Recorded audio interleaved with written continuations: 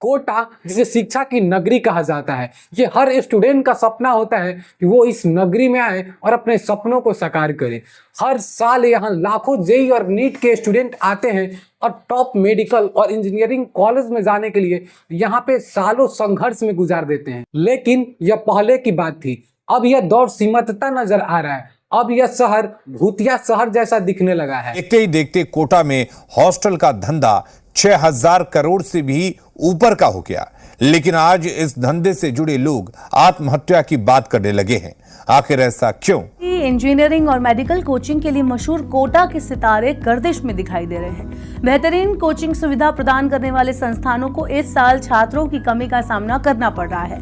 Coaching student से हमेशा गुलजार रहने वाले कोटा को किसी की नजर लग गई है। नीट परीक्षा में हुई धांधली के बीच सालाना करीब 6000 करोड़ रुपए की इंडस्ट्री सदमे में इन दिनों हजारों लोगों के सामने रोजी रोटी का संकट खड़ा हो गया। पिछले साल के मुकाबले इस बार आधे बच्चे भी कोटा नहीं आए। देश भर में मेडिकल और इंजीनियरिंग एंट्रेंस एग्जाम की तैयारी की कोचिंग करवाने वाले नामचीन शहर कोटा में इस साल कोचिंग स्टूडेंट्स की जगह पर आर्थिक संकट आने लगा है। 12 रोड के कोरल पार्क में लगभग 300 बिल्डिंगे पे टू लेट और फॉर सेल का पोस्टर लगा हुआ है। अलग अलग इंस्टीट्यूट के एडमिशन में लगभग 30 से 40% की गिरावट आई है। वैसे इन्वेस्टर जिन्होंने या तो होटल रेस्टोरेंट में अपने पैसे इन्वेस्ट किए थे, वो लोग अब काफी ज्यादा दिक्कत का सामना कर रहे हैं। आज इस कोटा की स्थिति है कि हर आदमी मतलब रोड पे आने के लिए आतुर है। मतलब ये अगर यही स्थिति रहेगी तो कोटा के अंदर मतलब बहुत आगे का जो समय है बहुत खराब है। अगर यही स्थिति अगर कोटा की रही तो कोटा तो वैसे ही भुखमरी पे आएगा। कोटा में हर साल लगभग 2 लाख से ज्यादा जेईई और नीट के स्टूडेंट आते हैं, लेकिन इस बार ऐसा नहीं हुआ। कोटा के एलन करियर इंस्टीट्यूट में पिछले साल 1,25,000 स्टूडेंट ने एडमिशन ली थी, लेकिन इस बार एलन का कहना है कि उनके पास केवल 82,000 स्टूडेंट ने ही एडमिशन लिया है। कोटा में लगभग 4000 से अधिक हॉस्टल और पीजी चलाने वाले लोगों का खर्चा इन स्टूडेंट के कारण ही चलता है। कोरल पार्क सोसाइटी के अध्यक्ष सुनील अग्रवाल कहते हैं कि उनका मंथली इनकम 3 लाख रुपए से 30,000 पर आके रह गया है। जब एलन और फिजिक्स वाला जैसे इंस्टीट्यूट ने 2019 के आसपास अपने ब्रांच 12 रोड पे खोले, तब उनके मुताबिक वहां पे कोई होटल, पीजी या फिर रेस्टोरेंट जैसी सुविधा उपलब्ध नहीं थी। इसके बाद कई बैठकों के बाद वहां के इन्वेस्टर ने कोरल पार्क में लगभग 300 से ज्यादा लग्जरी हॉस्टल बनाने का निर्णय किया, जो कि वर्तमान में आधे से ज्यादा बन भी चुके हैं। लेकिन अब इन सारे इन्वेस्टर का पैसा डूब चुका है, क्योंकि 300 से ज्यादा लग्जरी हॉस्टल पूरी तरह से खाली पड़े हैं, कोई उन्हें लेने वाला तक नहीं है। यहाँ के डीएम रविंद्र गोस्वामी ने इंडियन एक्सप्रेस से बात करते हुए कहा कि कोटा में स्टूडेंट की संख्या कम होने के कारण यहाँ का अर्थव्यवस्था पूरी तरह से प्रभावित हो गया है। उनके मुताबिक यहाँ का 70% अर्थव्यवस्था जो कि कोचिंग इंस्टीट्यूट पर ही डिपेंड है।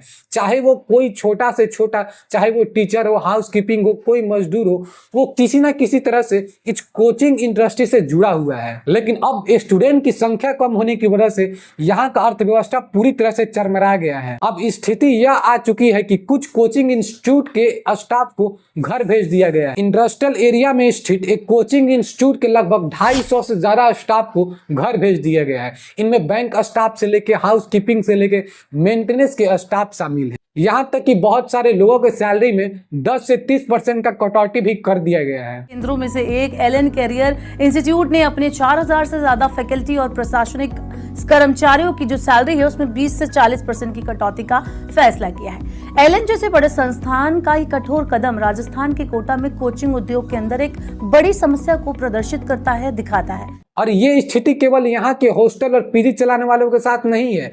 वैसे लोग जो कि यहाँ पे रेस्टोरेंट या मेस चलाते थे, जहाँ कभी 250 से 300 स्टूडेंट डेली खाना खाने के लिए आते थे, वो अब केवल 50 से 60 पर ही लटक गए हैं। में कोचिंग करने वाला हर छात्र अपने कोचिंग फीस, हॉस्टल और पीजी के अलावा अपने जरूरत सामानों पे, खाने पीने की चीजों पे ऑन एन एवरेज 1 लाख रुपए खर्चा करता है। लेकिन अब स्टूडेंट की संख्या कम होने की वजह से यहाँ का अर्थव्यवस्था पूरी तरह से डगमगा गया है। पहले जहाँ कोटा से स्टूडेंट की सुसाइड की खबरें आती थी, अब स्थिति ये है कि यहाँ के आम लोग सुसाइड की बातें कर रहे हैं। सब लोग अपना व्यापार कुछ सोच के ही करते हैं कि 2 पैसे की अर्निंग हो, लेकिन सर यहाँ पर हालात ऐसे हैं कि आत्महत्या करने की स्थिति है लीज होल्डर की। तो अब ऐसे में ये सवाल उठता है कि इसके पीछे क्या रीजन है कि कोटा में अब धीरे धीरे स्टूडेंट की संख्या कम हो रही है। आइए इसको अच्छे से समझते हैं। तो इसका जो फर्स्ट और मेन रीजन है वो है कोटा का सुसाइड रेट। हर साल ये सुनने को मिलता है कि कोटा में इस बार इतने बच्चों ने सुसाइड कर लिया। died by suicide. Student suicides have become a big problem. Kota में 24 घंटे के भीतर 2 और बच्चों ने 29 student suicides were reported in Kota. For how long can we let this happen? Another student has tragically lost her life. अगर हम लोग इस साल के यानी 2024 के, तो अब तक 6 बच्चे सुसाइड कर चुके हैं। इसको लेके बहुत सारे वीडियोस भी बने, डिबेट भी हुआ कि कोटा जो कि स्टूडेंट को बाहरी दुनिया से अलग कर उन पे इतना ज्यादा प्रेशर दे देता है कि बहुत सारे स्टूडेंट एग्जाम देने से पहले ही अपने जिंदगी से हार मान जाते हैं। और वैसे स्टूडेंट जो एग्जाम देते हैं, अगर उनका सिलेक्शन नहीं हुआ, जो कि 99% चांस होता है कि नहीं होगा, तो वो स्टूडेंट अपने आप को एग्जाम में नहीं लाइफ में फेल मानते हैं। जो कोटा कभी आईआईटी और एम्स में जाने के लिए जाना जाता था, वो अब धीरे धीरे सुसाइड फैक्ट्री बन चुका है। और यही रीजन है कि बहुत सारे पेरेंट अब अपने बच्चों को कोटा में तो नहीं भेजना चाह रहे हैं। ऐसा नहीं है कि अब लोग जेईई और नीट की तैयारी नहीं कर रहे हैं, वो तो हर साल कैंडिडेट की संख्या बढ़ रही है, लेकिन रीजन ये है कि स्टूडेंट अब कोटा नहीं पहुंच रहे हैं। तो इसका जो मेन रीजन है कि यहाँ का जो माहौल है, जो कि धीरे धीरे यहाँ पे एजुकेशन कम और सुसाइड रेट ज्यादा आ रहा है, तो इस वजह से अब यहाँ के जो पेरेंट है, बहुत सारे स्टूडेंट के जो पेरेंट है, वो अलाउ नहीं कर रहे हैं। या तो बच्चों को वो अपने दूसरे स्टेट भेज दे रहे हैं या फिर ऑनलाइन बैचेज परचेज करा दे रहे हैं। लेकिन कोटा भेजने से पहले हर पेरेंट 10 बार सोच रहा है कि क्या मेरा बच्चा वहां पे कंफर्टेबल होगा या नहीं। तो ये रीजन है कि जिसके वजह से जो मेन इशू है, यहाँ की बहुत सारे लोग इस पे बात भी कर रहे हैं, यही जो मेन इशू है जिसकी वजह से कोटा में स्टूडेंट की संख्या कम हो रही है। इसके अलावा कोचिंग इंस्टीट्यूट के नाम पर बच्चों से भर भर के पैसे लूटना, चाहे वो रहने के लिए हॉस्टल हो या फिर खाने के लिए रेस्टोरेंट, हर जगह से बच्चों को काफी ज्यादा लूटा जाता था, जो कि एक मिडिल क्लास के फैमिली के लिए बहुत ही ज्यादा मुश्किल था कि उनका स्टूडेंट कोटा में लंबे समय तक सरवाइव कर। तो कहीं ना कहीं ये भी एक रीजन है जिसकी वजह से कोटा में स्टूडेंट की संख्या कम हुई है, इसे कोई एक्सेप्ट करे या ना करे। अब अगर हम लोग बात करें सेकेंड रीजन, तो वो है कि एक ही इंस्टीट्यूट का अलग अलग स्टेट में ओपन होना। अगर हम लोग बात करें फिजिक्स वाला एलन, तो ये इंस्टीट्यूट ने लगभग इंडिया के हर स्टेट में अपने ब्रांच को ओपन कर दिए हैं। तो ऐसे में स्टूडेंट अब कोटा ना आकर अब कोटा की वही पढ़ाई अपने स्टेट में ही रहकर तैयारी कर रहे हैं। जाहिर सी बात है, अगर स्टूडेंट को कोटा जैसी फैसिलिटी उनके स्टेट में ही मिल जा रहा है तो स्टूडेंट कोटा क्यों जाए, क्योंकि ये तो एक प्रकार से उनके लिए इकोनॉमिक रूप से फायदेमंद है। इसके अलावा सुसाइड जैसे थिंकिंग आना, इसके चांसेस भी कम है क्योंकि वो अपने पेरेंट के साथ रह रहे हैं। ऐसे में यहाँ के कोचिंग इंस्टीट्यूट को बहुत ज्यादा नुकसान नहीं हो रहा है क्योंकि स्टूडेंट कोटा नहीं पहुंच रहे हैं, लेकिन उसी सेम इंस्टीट्यूट को अपने स्टेट में तो एडमिशन ले रहे हैं, तो वहां से मेंटेन हो जा रहा है। ऐसे में ये सबसे ज्यादा लॉस उनके लिए है जिनका कि केवल कोटा में ही ब्रांच है, इसके अलावा कहीं ब्रांच नहीं है। और सबसे ज्यादा यहाँ के रहने वाले आम जनता का लोग, जिनका पूरी तरह से जो डेली का कार्य है, जिनका पूरी तरह से इकोनॉमिक एक्टिविटी इन स्टूडेंट पे ही डिपेंड था, उनके लिए एक बोल सकते हैं कि काफी ज्यादा नुकसान झेलना पड़ रहा है। और थर्ड जो रीजन है वो है ऑनलाइन क्लासेज को लेके। आज लगभग हर स्टूडेंट, चाहे वो ऑफलाइन जाता हो या नहीं जाता हो, वो ऑनलाइन स्टडी कर ही रहा है। और बीते कुछ सालों में हमने ये भी देखा है कि बहुत सारे ऐसे स्टूडेंट जिनके पास प्रॉपर रिसोर्सेज नहीं थे, वो एक पूरी तरह से रूरल एरिया से वो लोग देश के टॉप इंजीनियरिंग और मेडिकल कॉलेज में पहुंचे हैं। तो कहीं ना कहीं एक स्टूडेंट को अब ऑफलाइन से ज्यादा ऑनलाइन पे डिपेंड हो चुके हैं, और जो ऑफलाइन जा भी रहे हैं तो अपने स्टेट में ही प्रेफर कर रहे हैं।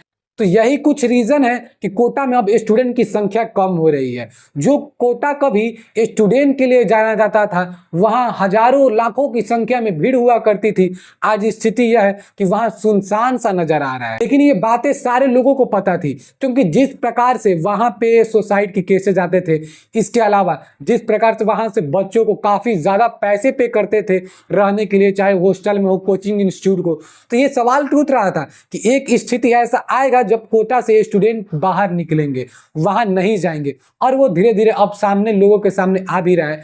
तो ऐसा तो नहीं बोल सकते कि ये बहुत ही ज़्यादा खराब है।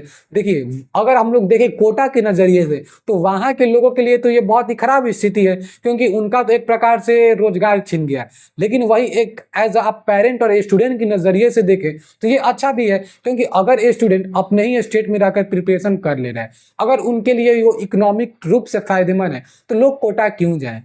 लोग उतने ज़्यादा स्टूडेंट प्रेशर वहाँ पे क्यों जाके झेले? अगर हम लोग कंफर्टेबल हैं, अपने घर से ही प्रिपरेशन कर ले, अपने रात से ही प्रिपरेशन कर ले, फिर हम लोग कोटा क्यों जाएं? तो अगर आपको ये वीडियो पसंद आया हो तो एक लाइक जरूर कर दीजिएगा। अगर नहीं आया हो तो उसके बगल में ही डिसलाइक का बटन भी होता है, आप वो भी दबा सकते हैं, ताकि मुझे ये पता तो चले कि मैंने क्या गलती किया और मुझे क्या इम्प्रूवमेंट करना है। इसके अलावा एक प्यारा सा कमेंट कर दीजिएगा कि आपका क्या राय है इसके बारे में। क्या स्टूडेंट जिस तरह से कम हो रहे हैं, क्या उनके लिए ये राइट डिसीजन है? क्योंकि बहुत सारे लोग कहते हैं कि कोटा जैसा माहौल कहीं नहीं मिलता है भारत में, तो वो माहौल कहीं स्टूडेंट का सिलेक्शन कम ना हो जाए। तो इन सारी बातों पे आप क्या सोचते हैं ज़रूर बताइएगा। और अगर चैनल पे पहली बार आए हैं तो क्या कर रहे हैं, सब्सक्राइब कर लीजिएगा। और क्या, तो मिलते हैं नेक्स्ट वीडियो में, तब तक के लिए जय हिंद।